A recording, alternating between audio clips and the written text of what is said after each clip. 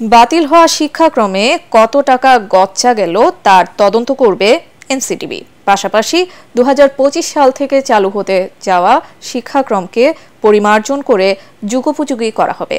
ATN বাংলাকে এসব তথ্য জানান এনসিটিবির chairman professor A K M Riazul Hasan. শিক্ষা গবেষকরা বলছেন, কারিকুলামে বারবার পরীক্ষা নিরীক্ষায় অস্থিরতা তৈরি হচ্ছে, মান কমছে শিক্ষার। রিপোর্টে জানাচ্ছেন মাহবুব কবির চপল।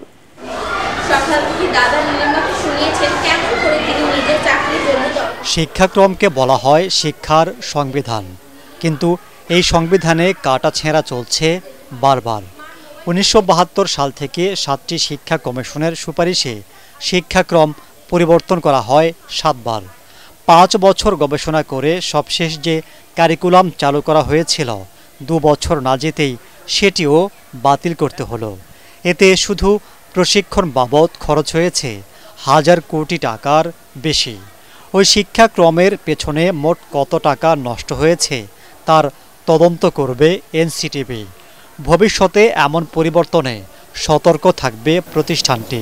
এটা একটা খতিয়ান আমরা তৈরি করে রাখতে চাচ্ছি, যে কারিকুলামটি আগে প্রণীত হয়েছে সেগুলোতে কী ধরনের অর্থ ব্যয়, কী পরিমাণ অর্থ ব্যয় হয়েছে, কোন কোন উৎস থেকে ব্যয় হয়েছে, কিভাবে ব্যয় হয়েছে, সেগুলো তখন আমরা দিতে পারবো তখন সরকারকে। দুনিয়ার কোথাও কারিকুলাম আমূল পরিবর্তন করা যায় না। পরিমার্জন বলতে আমরা 8 থেকে 10 কিংবা বড় জোর 12% আমরা পরিবর্তন করতে পারি। কোভিডের পর থেকে শিক্ষার্থীদের মধ্যে একটি মনস্তাত্ত্বিক একটি সমস্যা দেখা দিয়েছে। তার সাথে একইভাবে কারিকুলাম চেঞ্জ করার ফলে তারা বুঝতে পারছে না তাদের জন্য কোনটি করণীয় এবং কোনটি কি করতে হবে। ২০১২ সালে যে সৃজনশীল পদ্ধতি চালু করা হয়েছিল তাও ঠিকমতো আয়ত্ত করতে পারেননি শিক্ষক শিক্ষার্থীরা। নির্ভরতা বাড়ে কোচিং কিংবা প্রাইভেটের। ওই শিক্ষাক্রমে আবারও ফিরে যাওয়ায় একই ধরনের আশঙ্কা করা হচ্ছে। বর্তমানে যে কারিকুলামটা খারাপ ছিল বলে আমি বলবো না, এটা কিছু সংশোধন পরিমার্জন করা প্রয়োজন ছিল। 12 কারিকুলামটি আমরা যতদূর দেখেছি গাইড বই নির্ভর, মুখস্থ নির্ভর এবং কোচিং নির্ভর ছিল, যার ফলে প্রশ্নপত্র ফাঁসের মতো ঘটনাগুলো একের পর এক ঘটে চলেছিল।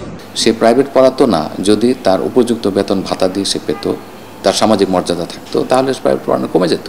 আমাদের পার্শ্ববর্তী দেশেও কিন্তু এরকম ছিল। প্রশিক্ষণ এবং তাদের জন্য আলাদা বিশেষ ধরনের বেতন কাঠামো যদি তৈরি করা যায়, তাহলে আমার ধারণা যে আমাদের শিক্ষার গুণগত পরিবর্তন আসবে। ব্রিটিশ ক্যারিকুলামের সাথে মিল রেখে আন্তর্জাতিক মানের শিক্ষাক্রম প্রণয়নের পরামর্শ গবেষকদের। মাহবুব কবির চপল, এটিএন বাংলা, ঢাকা।